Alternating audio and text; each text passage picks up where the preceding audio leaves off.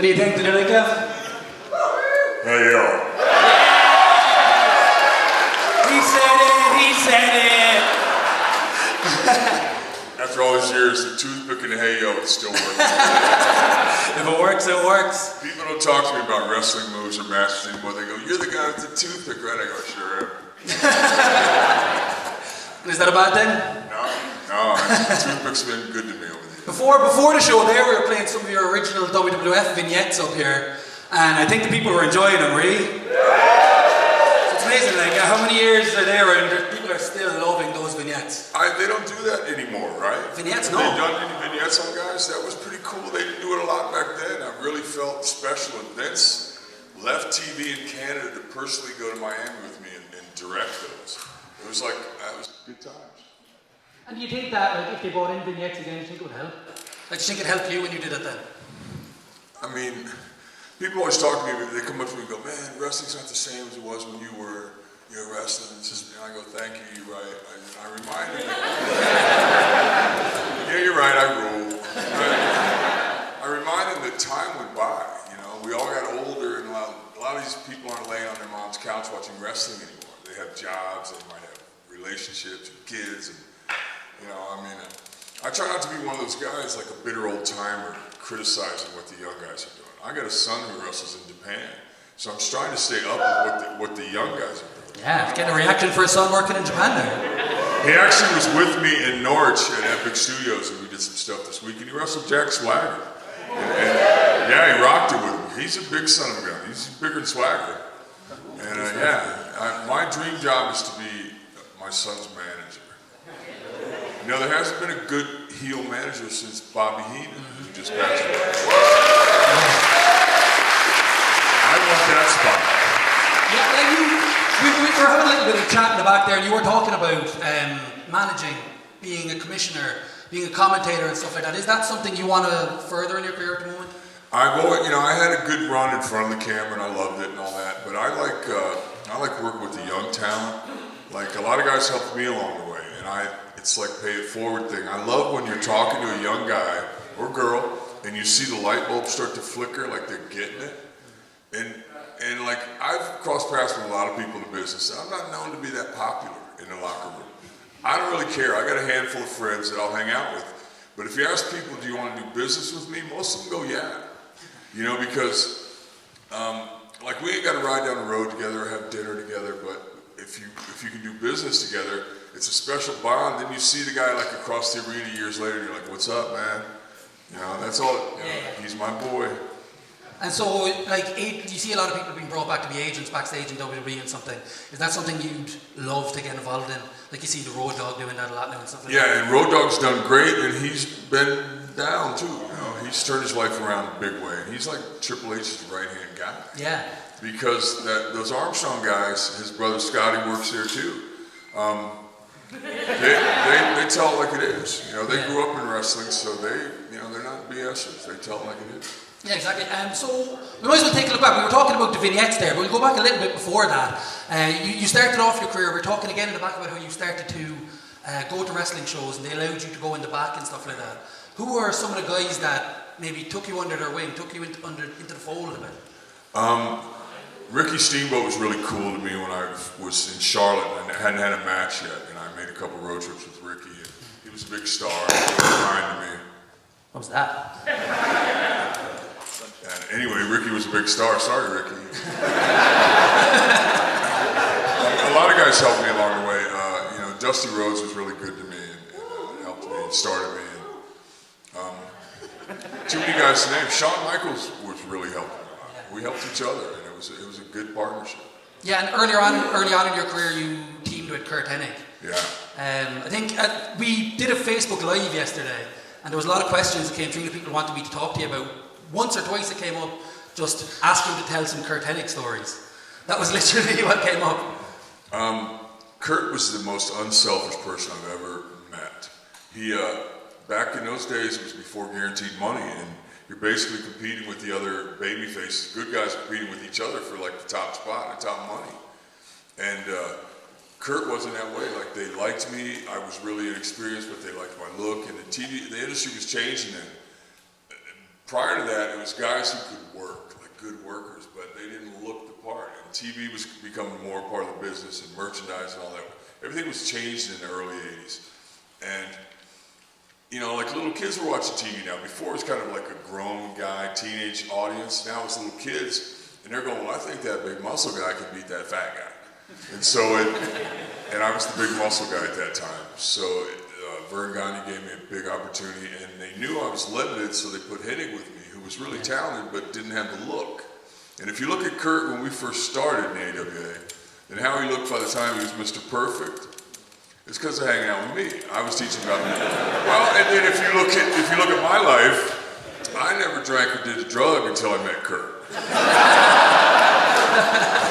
I smoked a little bit of weed and I worked out. You know, all of a sudden, like, anyway, it was what it was. If I had to do it all over again, I'd probably do the same. I mean, for me, besides hurting some innocent people's feelings along the way, I don't regret much of what I did. I never hurt anybody on purpose. I hurt some people, yeah, but never on purpose, so. And speaking of Kurt Hennig, he's kind of famous for ribs a lot. Is there any... Yeah, I mean... Anything you're allowed to talk about? Right? Yeah, it's over 18, yeah. I mean, Kurt studied at the foot of Mr. Fuji, who's... I don't know if you guys have obviously heard about Fuji, and he was vicious river. Like, you know, Fuji was most well known for the shit rib. You know? And he passed it on to Kurt, he passed it on to like X-Pac, and if they didn't like you, they would just shit in your bag. And sometimes it would be multiple shits. You know, it would be different textures, and it's like, I never really participated in that. I knew, I was aware that it was happening, I never shit in anybody's bag. I never wanted to see it, because some guys would walk around and go, wow, look, and be like, no, I believe you. You know, they shit your bag, they didn't like this, and it depended on how you saw it. I mean, they even did like Medusa, London Blaze. She came in with like a little bit of attitude, she got shit ripped. Sonny and Chris Candido skipping Sonny. Ooh, one time on the Europe tour, they got shit ripped. And Kurt would do the upper deck. He would go in your room. If you could get in your house, he would like it even better. He would go in your hotel room and lift the back of the toilet, like the part, you know, where the flushing stuff goes on. He's sitting there. Put the lid back on. He's solid for days.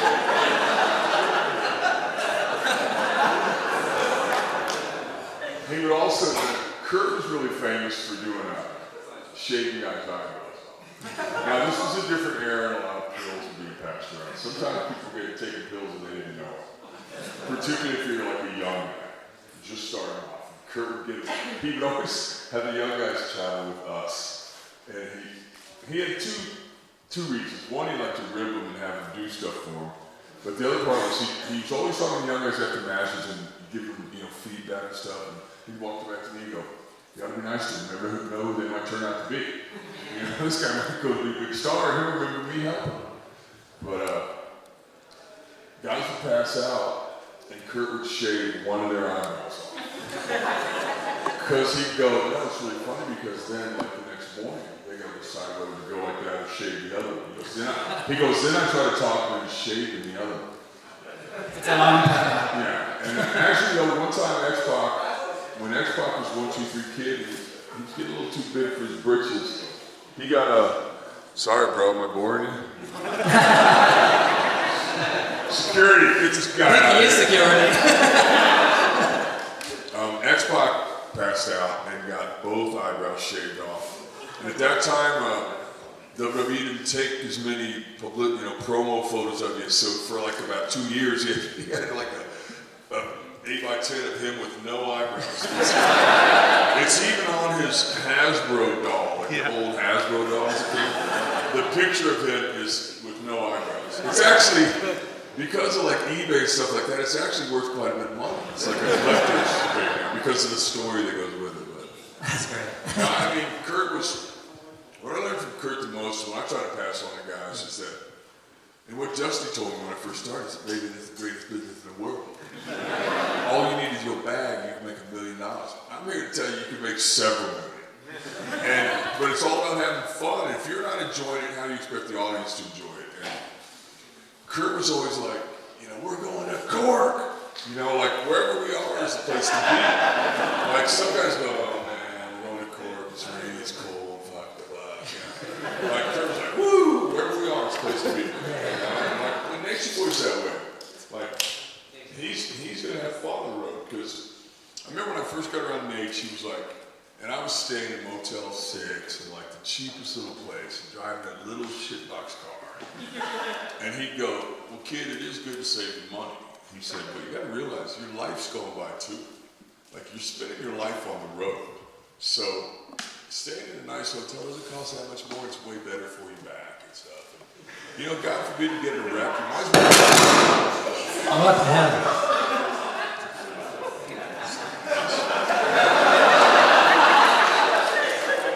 Is there a big crime problem in Cork?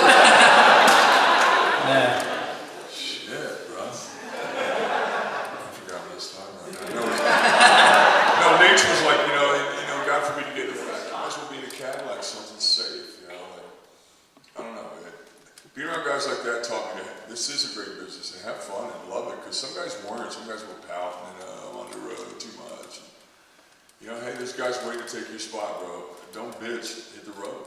I don't know. I've always loved it. I continue to love it. I'm flying to Paris tomorrow at 6 in the morning to go to Paris.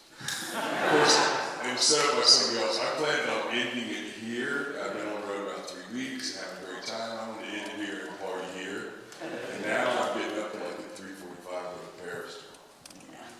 Sucks to go to Paris. And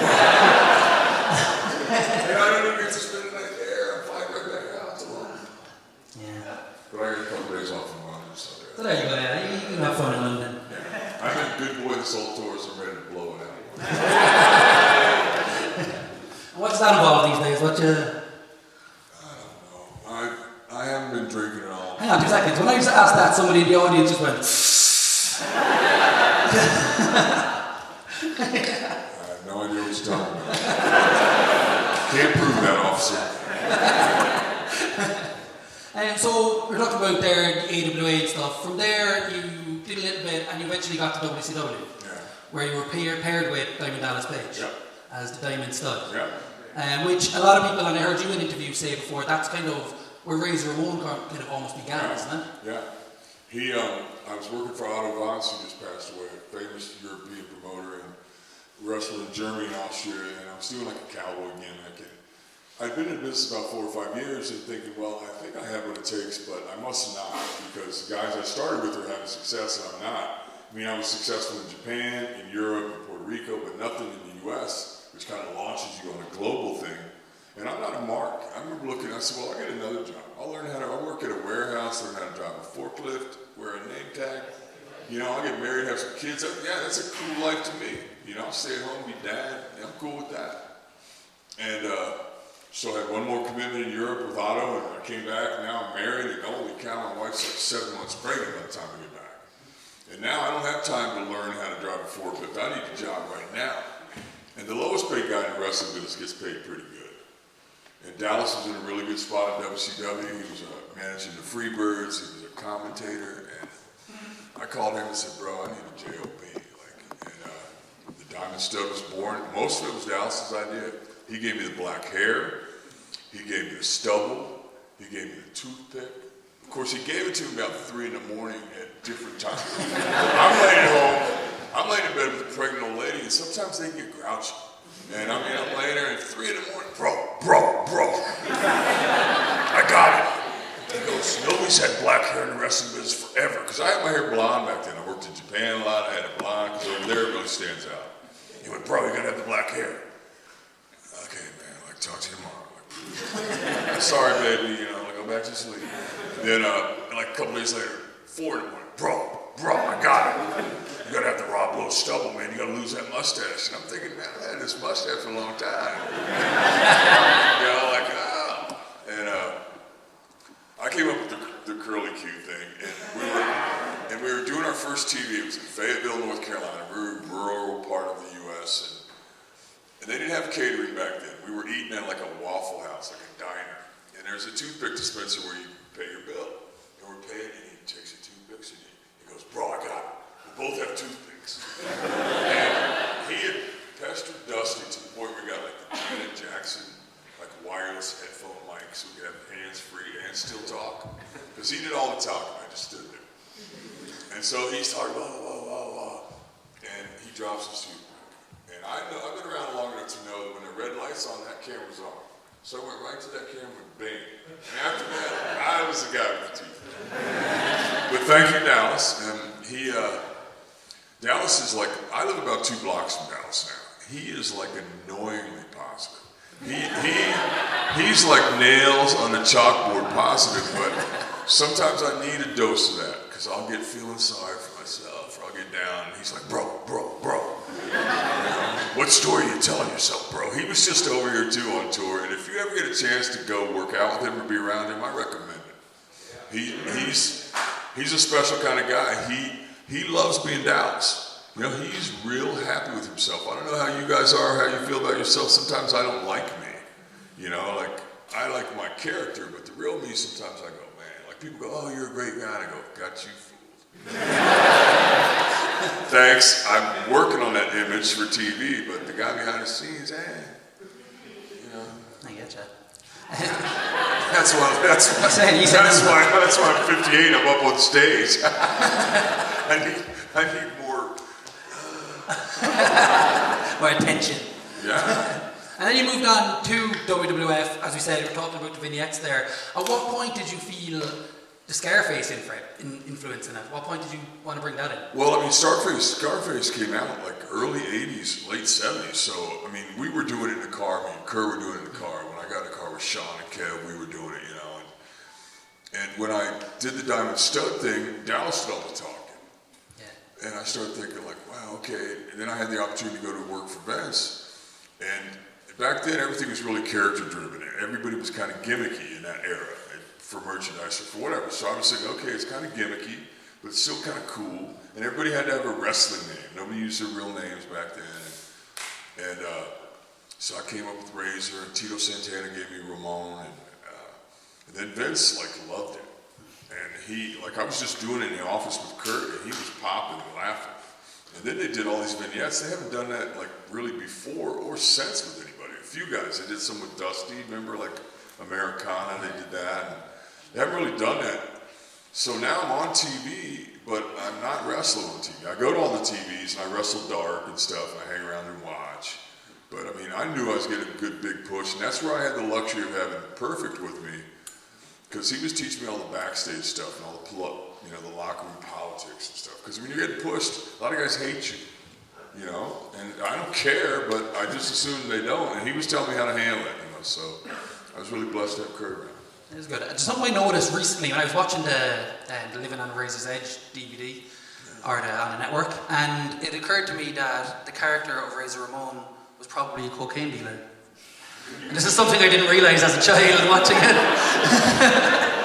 I have no, I plead innocent. I remember sitting in a limo with Vince, and I was going to wear this razor blade, around my neck. And I said, Vince, do you think this is too strong? Like, are we, inferring this coke dealer? And he went, no, I don't see that at all.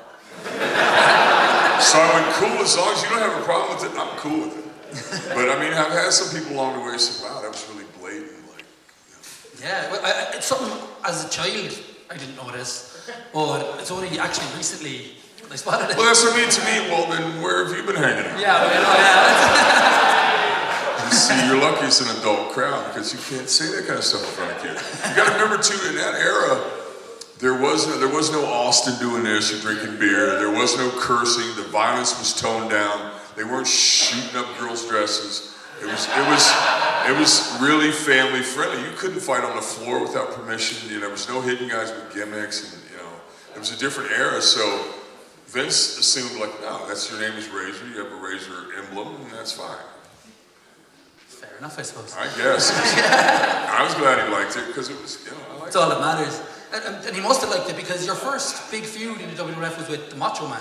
Yeah. Which is a big deal for a first feud, isn't it? Yeah, it was Macho versus Machismo, and the thing is too, and I'm a huge Randy Savage fan, and at that time though, he was going through a divorce from Elizabeth, and I was going through a divorce, and so all I really had was like my fake life to hang on to, and Randy is the most intense guy I've ever been around. Like you could go to Randy, like he had these custom-made boots on, cowboy boots, like handmade, really expensive. I mean, wow, nice boots, Mons. And he goes, what do you mean by that?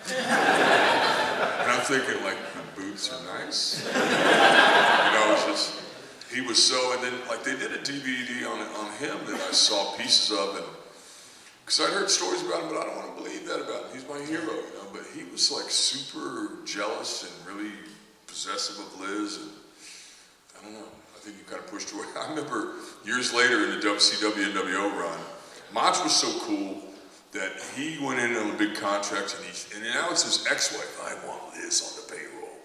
So she's making good money, not doing anything, just kind of standing around. He looked after her, just like Hogan looked after BK. BK was getting paid, didn't even show up for TV. He was getting paid to sit home.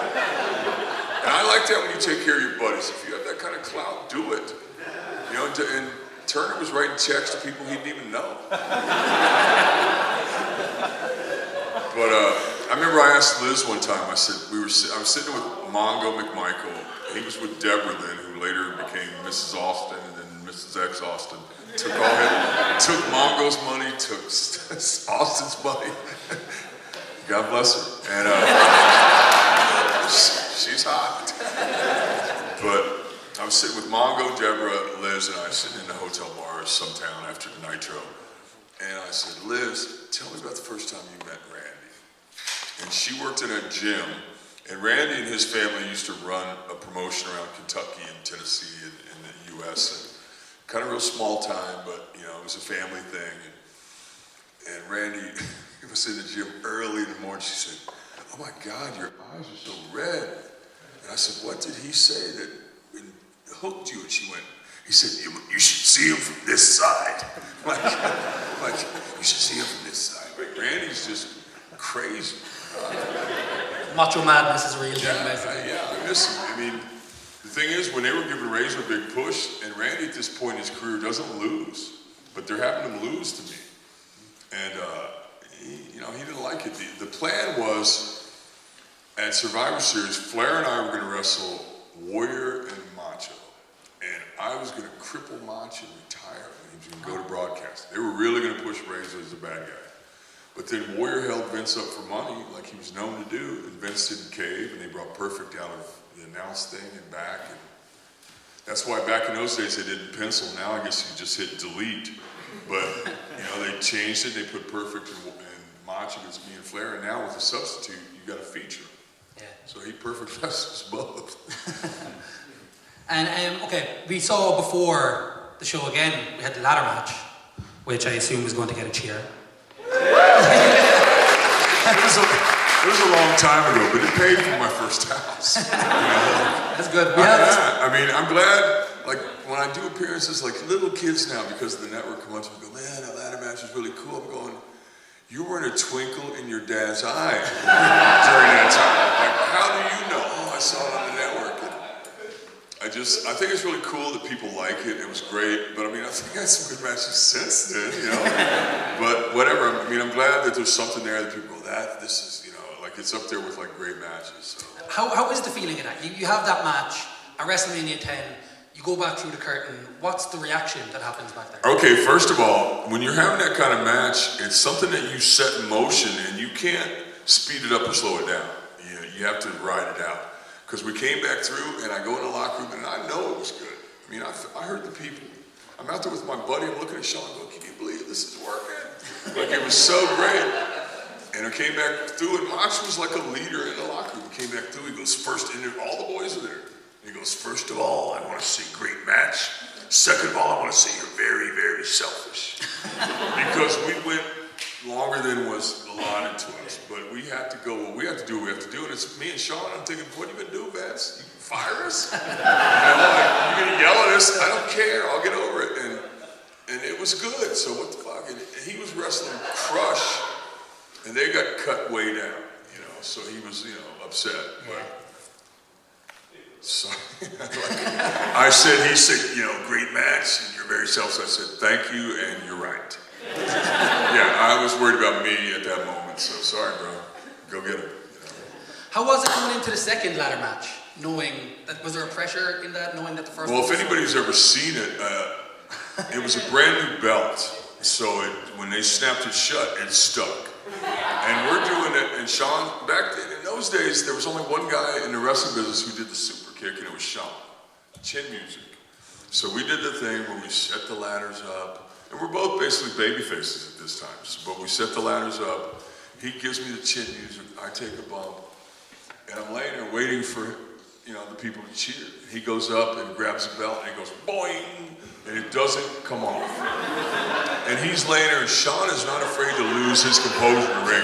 If you've ever seen Sean in that era or up until the end, he's laying there going, he's yelling to referee. And so I go grab him, and I go for like Razor's Edge, and I go, I give him the office, backdrop me to the floor, boom, boom, boom. Now I'm laying on the floor going, waiting to hear that big pop. And then he does it again, it doesn't come, and I'm going, you're on your own now, bro. He gets mad, sets the ladder, and stomps him, unsnaps it, which is typical Sean. He just won the belt, he's mad as hell. When I met Sean, he used to bite his fingernails down to the nut. And we traveled together all the time. Even when we wrestled each other, we traveled together, which was not allowed, but it was like, I don't hate him, I'm a better wrestler than him. One time some guy interviewed us, I think it was in Ireland, and the guy said, well, tonight you will fight Shawn Michaels. I said, yeah. He goes, but after you will have a beer together. I said, oh, several. And he goes, but you were like friends? I said, yeah, but I'm better than him. I said, I can beat him in wrestling, I can drink a beer faster than him. It's like, I never... That's such an easy reaction with an Irish crowd there. I've always felt that for wrestling to work, it has to be about winning, losing belts, and like pinning the guy and making him submit. I never liked angles that were about hatred, like I hate you and I'm gonna kill you. Like one time Sting did an interview during the NWO run where he went, Scott Hall, I'm gonna kill you. And I'm thinking, after I gave you the crow gimmick, now you're gonna kill me? And I went. When he came back through the thing, I was waiting at the curtain. I said, Sting, why would you say that, bro? You're not going to kill me? I said, you might bore me to death. I said, now I got to call home because my kids think Sting's going to kill their daddy. Like, what is wrong with you, bro? There was another thing, we were talking on I said about Facebook Live yesterday, and another thing that came up 2 or 3 times was you losing to the 1, 2, 3 Kid as a big moment to ask you about. Back then, the way Vince did business, you got to remember, it was a long time ago. There was only 4 pay-per-views, so it was a slower pace. There was more build-up to stuff, and there wasn't as many options on your television watching. Now you can watch 300 channels. You can watch stuff online, and it was a different time. And Vince laid it out to me about 6 months in advance. I was a villain, and people were starting to cheer me. And he was like, I got to turn your babyface. And he goes, I don't want to do the same old thing where you run out and save somebody. He goes, I tell this story the same way all the time. Anybody's ever heard this, it's the same way. He goes, I got this guy who weighs 120 pounds soaking wet. And I said Lightning Kid because I'd seen Kid doing some stuff in Dallas on TV down there. And he goes, do you know him? I went, no, but I think he's great. So they, now I'm on the road. I'm working. I remember me and Lex flew coast to coast from Cali to New York, went to the office in Stanford, did interviews all day, then drove downtown to the Manhattan Center. Like, I'm beat. Now, Kid's all excited because, man, he's getting a big push. And he comes up to me like, hey, man, we're working later. And I said, yeah, I'll talk to you later. I went and laid down. I was beat. And Kid is so excited, and he looks like he's 12. He looked like a baby. And he was like, oh, man, what are we going to do? I said, I'll be right back. I went to Pat Patterson, who kind of called the shots, is a brilliant wrestling mind. I said, Pat, what do you want me to do with this guy? He goes, oh, he can do anything. Like, he's French-Canadian, so he talks like that. Oh, he can do anything, goddamn it. And I said, yeah, squash him, he does one thing, and he wins. I said, okay. So I went to Kid, I said, pick one thing, bro. That's what you're gonna beat me with. He went, moonsault. All right.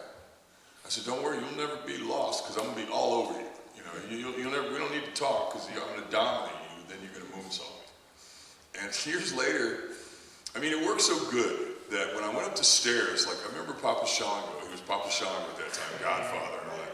And he went, bro, you failed a piss test? Like, I knew about it 6 months in advance, but I didn't tell anybody. So I'm going like, I don't know, man. I'm just doing what they tell me, bro. I mean, it worked so good, people in the audience were like, oh. And then Vince told me when he laid it out, he said, then what I'm gonna do is, every time another villain does an interview, I'm gonna have him say, oh, and speaking of losers, that Razor, what a loser. And so it was really cool because my character didn't have to change. I got to stay the same. But you know, people go, well, we don't like Razor, but hell, you ain't got to take that up DiBiase. And Vince, when Vince laid it out to me, he went, all right, let's see, then you'll work with DiBiase at SummerSlam and beat him with your finish. And that's what we did 6 months later. Yeah. You know, now I get the impression that the booking goes on real panicky and they change stuff at the last minutes. That's right. You don't really get an angle that goes on for 6 months anymore. Well, because you have two papers. Christ. Fuck. What is going on? Plug out the laptop, Hayden. Dude, you got to get it right and turn that off, man. Yeah. That is crazy. It's a total bullshit. Check. Still on? Yeah, we're still on.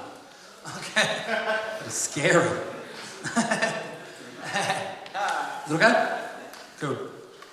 So yeah, we mentioned 1-2-3 Kid, we've mentioned Shawn Michaels, so I suppose that's a good way of getting into talking about the Click, which I think is what a lot of people like to hear you talk about. It's what a lot of people love. I know myself, I loved watching around the time of your induction into the Hall of Fame, watching all the different documentaries they did on the Click and seeing you all together again and stuff like that.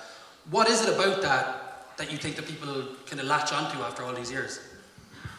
Well, it was a bunch of guys who thought the same way. Like, no, we thought it was, we just want to have good matches. Like, who wins and loses isn't really that important, because when people leave the arena and are walking to their car, I want them talking about my match. Like, it's not who won or lost, but holy cow, that was so great. I can't wait to see them next time. And I don't know, we all kind of came in with a chip on our shoulder, like me and Kev. Like, Shawn was a tag team guy. He was with Jannetty and he was the Rockers. And back then it was like he would drop kick him, Marty would drop kick him, they double drop kick him, and the guy would take the ball. So I started working with Shawn, and he's like, well, how am I going to get you in trouble? I said, punch me. Like, I'm not going to work like, I was a big guy, but I didn't work like a big guy. I sold for Kid. I think I could work with Rey Mysterio, I could work with Big Show, because I never tried to do that big man thing. And I just think that we were the first guys to talk about money with each other. Because in that era, guys never talked about what they got. But we did. We go, what'd you get for St. Louis? We go, I got this. And well, I got twice that, bro. You need to call the office. You know, like, and then once the office knows you guys are talking about money, they don't like it.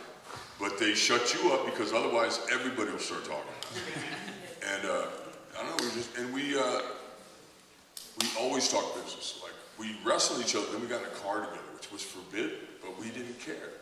Like, it was like, what are you gonna do? Make me work more? We already worked 300 shows a year. And we always talked business. Like, we're like, man, remember that one time when you did that? I think we should try this. And it was something I learned from an English guy named Ted Beckley, who trained Dynamite Kid. And he also trained an English wrestler named Steve Wright. And I crossed paths with him in the CCW for Vance. And I was like doing a big cowboy gimmick, but I was being respectful. The old timer went over there and said, hey, how are you, sir? Nice to meet you. And he'd watch my match and he said, hey there, big fella. He goes, all the things you do to get a reaction, he goes, you keep those in. The things that you do that don't get a reaction, you leave those out. Pretty soon, everything you do gets a reaction. I remember going, oh, thanks a lot, sir. Turn around, man. What are you talking about? And then years later, I realized, wow, like, it's not about just doing moves because you can. It's about doing stuff that works and gets reaction, like no wasted motion. That was the kind of stuff that Hennig did, and guys that I admire did. You know, sometimes you have to hear it from somebody else. Like, you know, I would watch Shawn work, and when he turned heel, all he did was kick and punch. And I said, Sean, you're like one of the most talented wrestlers in the world, and like now you just kick and punch? I said, it's not your moves that make you a villain, it's your attitude. I said, you're a cocky little prick, just in the locker room. I said, believe me, when you turn on in front of the camera, people hate you. Like I remember wrestling Sean a lot. Like the first time, we were both villains, and Vince booked us in Madison Square Garden against each other. So we're riding to the building together, and we're going, I'm thinking they're gonna like Sean. And and he's going, well, I don't know. He goes, but whoever they go with, just glance at the people and act a little bit surprised.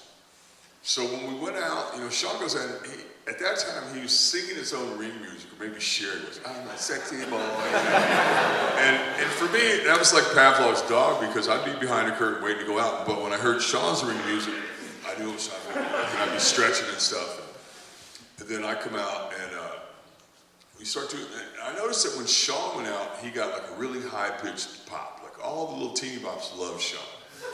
And for me it was like dudes liked me, little kids liked me, and grown women liked me, but not the teeny bops. Because I think with Sean, he was the kind of guy like, guys would go, man, if you left Sean alone with your girl, he'd try to bang her. And they go, raise your probably just get a hand job.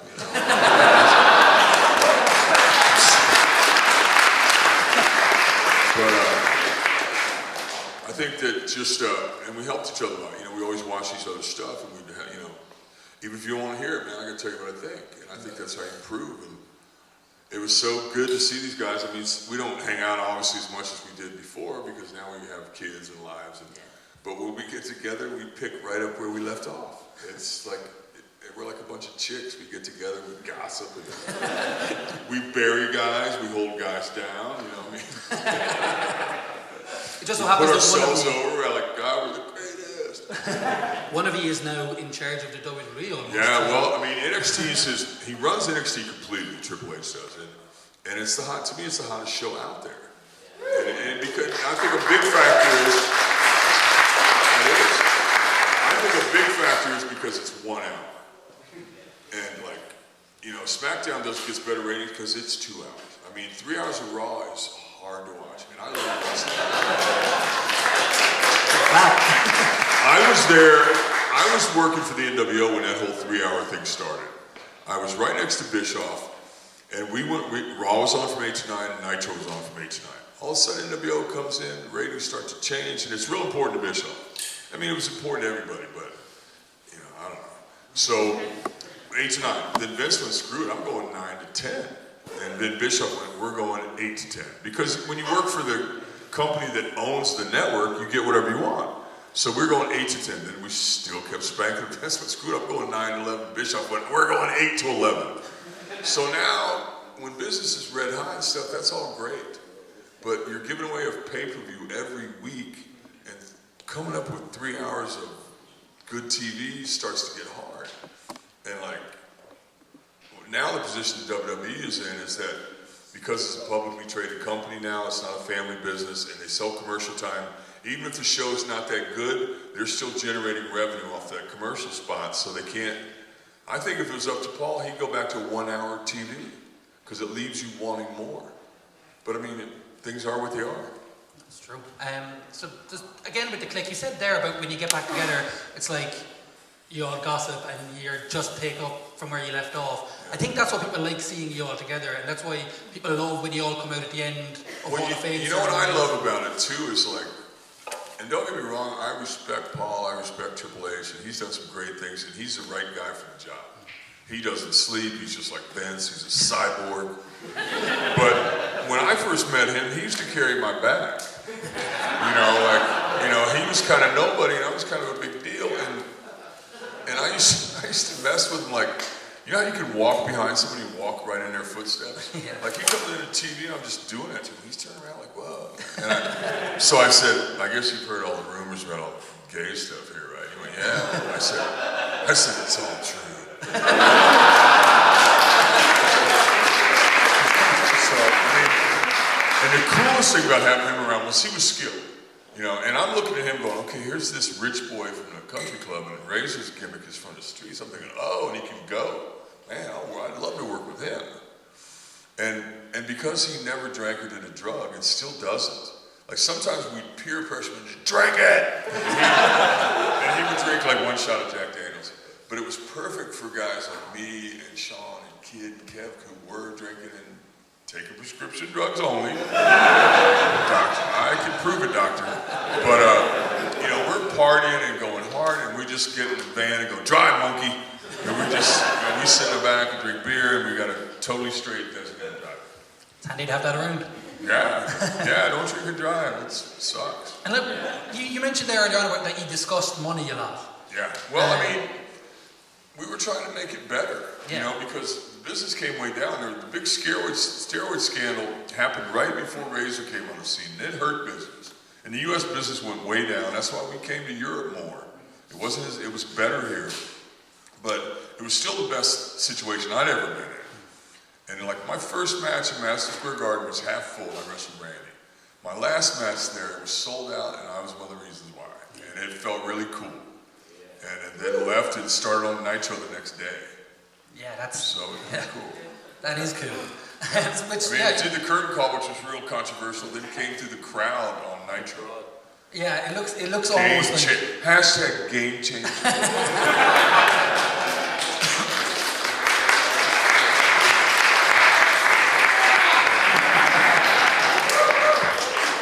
Do you think that the infamy of the curtain call and then you coming in through the crowd all married together almost, it looked like all the one storyline almost? Well, the whole reason it worked was because people thought Vince sent me there and then a week later Kev to kill WCW. You know, I mean, Bischoff played that up too because the only thing he said to me before I went out was, he wrote it down on a piece of paper. You know who I am, but you don't know why I'm here. Because that's implying like, yeah, I'm Razor. And Larry Zbyszko, God bless him, he helped me so much in my career. He helped me in the AWA. And he was like announcer then for Nitro, and he worked, you know, kind of in the office. And Bischoff was just going to send me down the aisle with ring music and have me do an interview. And Larry went, no, he doesn't work here. He has to come through the crowd. And to me, that was crucial. Because I don't know Bischoff. I'm going to do whatever you want because I got this fat guaranteed contract. You know, I mean, they never did any business down there. TV was empty. They didn't even run house shows because they couldn't draw a crowd. And when I left Madison Square Garden, the fans chanted, you sold out. You sold out. And I remember thinking, yeah, I feel like I did. I remember I've already done the starving artist thing. You know, they chanted Razor all over the world. Now I want the money. I remember looking at Vince and pantomiming, you tell him, give me the money, I'll stay right here. Like the cool thing about Georgia, where Turner Broadcasting is located, is the law is you can have a letter of intent, which meant all this stuff is guaranteed to me if I choose to come work for you, but I don't have to go. And Vince never talked to me until that night in the Garden. Yeah. I went out there and rocked it with Triple H. One of my best matches of my career, and I put him over. And then people are chanting, you know, you sold out, you know, because before the way the match was going, Pat laid it out. I went out, take my chains off, Triple H chokes me with the mic, beats me up on the floor, and leaves me laying. And then people in the audience, in the Garden, they always sit in the same seats. And they're going, man, Razor, look how they treat you after everything you've done. Go ahead, go to Atlanta, man. We still love you. But then Pat laid it out, and he knew. He goes, you know, they love you here. I said, you know, he goes, no, you know, they love you. I said, yeah, you're right, they do. I mean, you're right. If they love you there, you're a made man. And I was laying in the aisle, and they started going, Razor, Razor. And I was like, oh. I hit the ring and started bouncing. And we actually met these guys who filmed it. They gave me and Triple H a copy of it because it wasn't on TV. Of the actual footage. Yeah, and so bing, bing, bing, I'm bouncing around like a job bag, duck things, shit, boom, career ender, boom, that's it.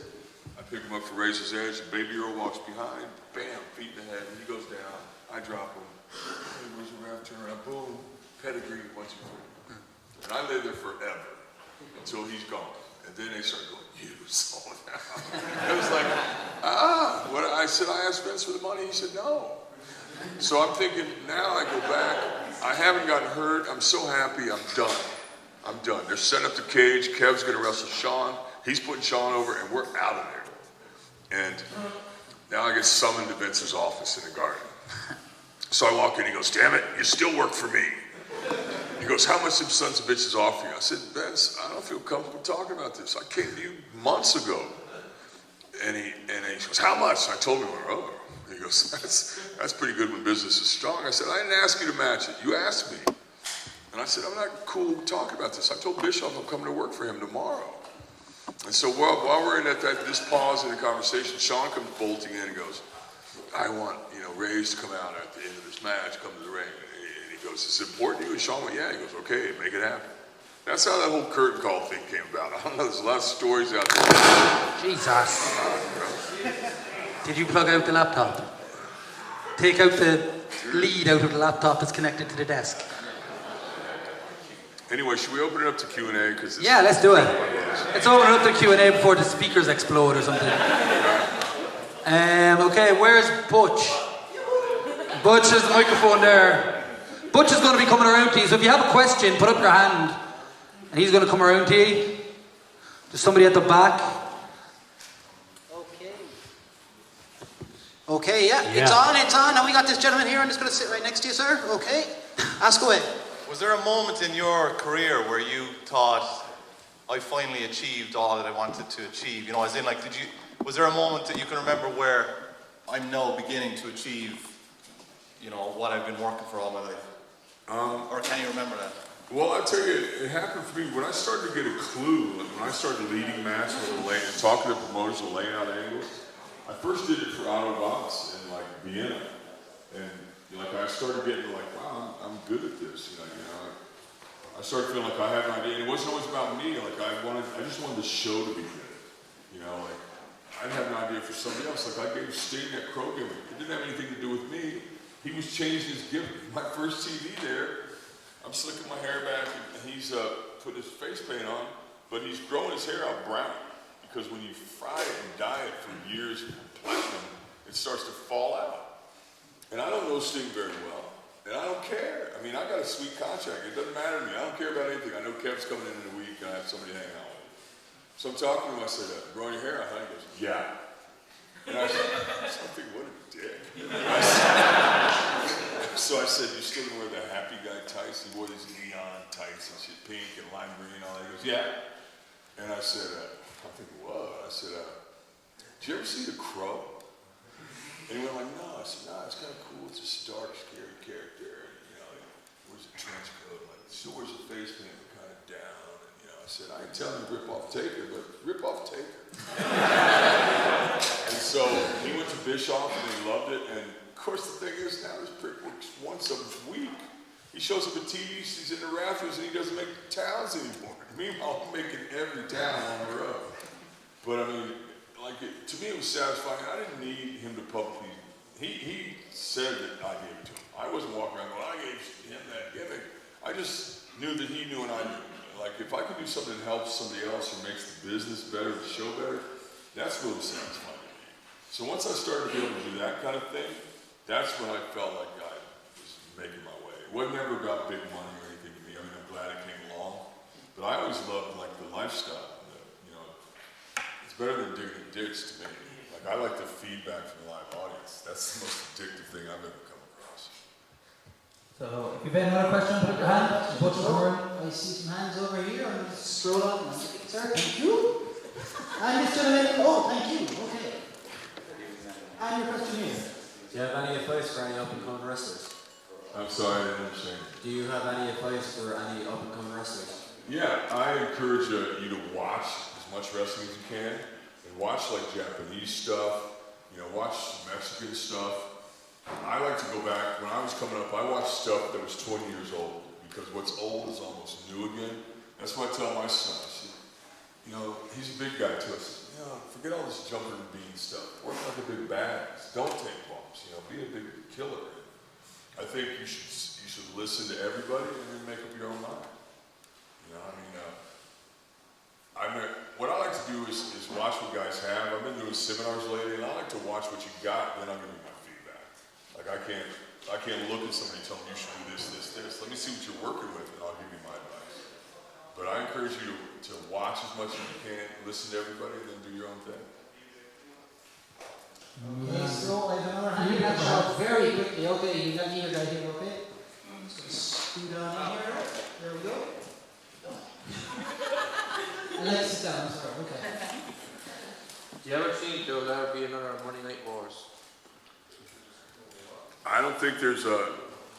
I think New Japan would be maybe the closest competition that WWE has. I think right now they're kind of competing with themselves. Like NXT has their own audience, and I've been over here for several weeks. So I haven't been watching the US TV, but I saw online that the Bullet Club did a kind of an invasion of Raw. But they stayed on the other side of the road, like, I don't know. I just know that Cody was in the Bullet. My son was in that Bullet Club, and when they were still kind of hot, like, he was there, like, to me, when Finn Balor was there, it was cool. Then when he left, he was Prince Devitt. He's an Irish lad, right? Yeah, he's great. I was actually reaching out to him before he left New Japan, going, hey bro, I hear you're gonna make a move and you're gonna have to change the way you work and be a little more selfish because he was just so giving. But then when AJ came in, I thought that was huge. And I just think that, and even Cody said, Dad, he goes, it's not the same. It's not cool anymore. I don't know. I think that Kenny Omega's great. Big fan of his. I just think that I think it would be great if there was somebody for them to compete with, because it makes everybody better, but I don't see anybody, you know, TNA ain't gonna be a threat. I think Ring of Honor maybe is the closest thing, but it's still kind of bush, the TV's kind of bush. You know, New Japan's TV is slicker, but I don't think the American audience is really gonna get behind Japanese guys at this point, so I don't see Monday Night Wars coming up. All right. Put up your hands if you have a question. Any more questions? Oh, and you go right next to it. We'll box it in. There we go. Just on when you were citing your matches, particularly against Triple H there, it seems that it's been ingrained into your brain at this stage. Did it have that much of a profound effect on you once in the ring, apart from the lifestyle? In terms of the matches, it seems that you have a really good information, like even these, how many years have gone by, you still have a really in-depth information of what happened on the match. It seems like the moves and all. Like how do you, it must have had a huge profound effect on you in the ring, like the matches, in terms of like you're able to recite it so far. Memory is what you mean, exactly, is that you're able to remember matches still in great detail now. Did it have that much of an effect on you? Actually, I've been hitting the head a lot, and I live kind of a reckless lifestyle. I hear, I don't remember, but sometimes I'll watch stuff back that I don't remember. You know, I'll watch an old match and I don't remember it. You know, but I'll watch it and sometimes it's like, wow, it's pretty good. What I like now is I'm at the point in my life and in my career where like current stars now grew up watching me. So I'll meet these guys and man, I remember I watched you when I was a little kid and I go, was I cool to you? Like, was I cool? Oh yeah, you were great. I'm going good. Because sometimes I'm a dick, but I'm glad you met me when I was in a good mood. You know, it's just, I feel like I'm right where I'm supposed to be. I mean, I'm not where I want to be, but I thank God I'm not where I used to be. I'm okay.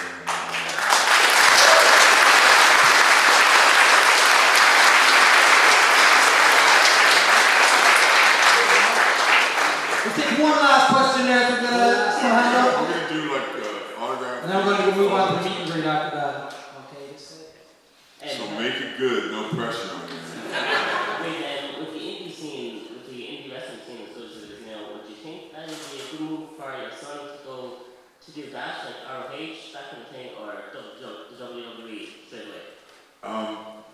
Our plan, I'll tell you, it's hard being like wrestling mentor and dad. Like I have helped a lot of young guys along the way, a lot of people help me, that's what we do. But when it's your kid and then now I gotta look up to him, I have to look up at him when I talk to him. If I choose between being wrestling coach or dad, I choose dad. Because we moved to Georgia to get him involved in the indie scene, because in Florida there's nothing going on. In Georgia, there's people in Georgia who will go to a small building and watch a bunch of guys they've never heard of on a Saturday night. In Florida, there's other entertainment options, and people just don't come out. So we go to these little towns and stuff, sometimes there's 10, 20 people there. And I stay in the locker room because I don't want to be a distraction from the other guys, and then when he goes out, I walk out behind him and I film his matches. In America, everybody puts their stuff on YouTube. The English guys don't do that. I don't know why, but they don't. In America, everybody puts their stuff up. So I go film it, and then sometimes, like, he would come back from the ring, and I like to catch young guys when they're first coming through the apron. Go, hey man, like, what were you thinking when you did that? Well, I was thinking this. I go, well, because it looked like this. They go, oh. I go to Cody, what were you thinking like when you did that? He goes, well, I was thinking this. I go, well, it looked like this. He goes, yeah, but. And I'm like, I mean, the other night was swagger. Now he's gone to Japan, he's on his own, and he's gotten good. Because I'm glad he went there. He's away from me. And he's gotten good. Since he left New Japan, he went to Noah, he has single matches, and he's coming along. And he did great at Epic Studios in Norwich this last weekend. And he wrestled Swagger. And we had this cool little thing laid out. But Cody didn't kick out. They were doing these spots, I don't know what he was thinking, it was 1, 2, 3, and he got pinned, and the match wasn't over, what we had laid out. But I still went out and did the angle that we had set up, and the only people who knew it got messed up was us. But I walked out to him, and we're leaving the ring, we walk up to the ramp, and I said, you didn't kick out. When I kicked out, I went, never mind. Man, as they're preparing for the match, I would lean in there and go like, you need any help? And he's like, and I went, oh, never mind. You get that from your mother, by the way.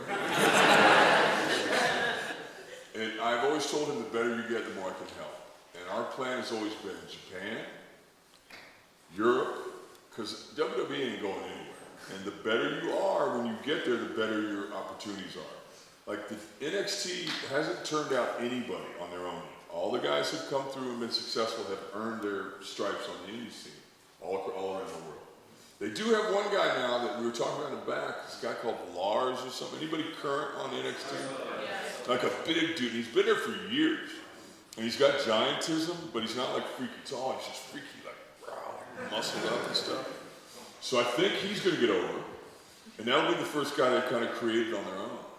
I encourage Cody to learn. Plus, he's young, man. He's 26. He's single. See the world. You know, like Japan's cool. Hey, guess what? So's England. So's Ireland. So's Germany. I did it. It was great. Go do it. You know. So I think you get kind of worldly and stuff. Plus, over here, we're the ones with the cool accent. So I mean, yeah, the industry.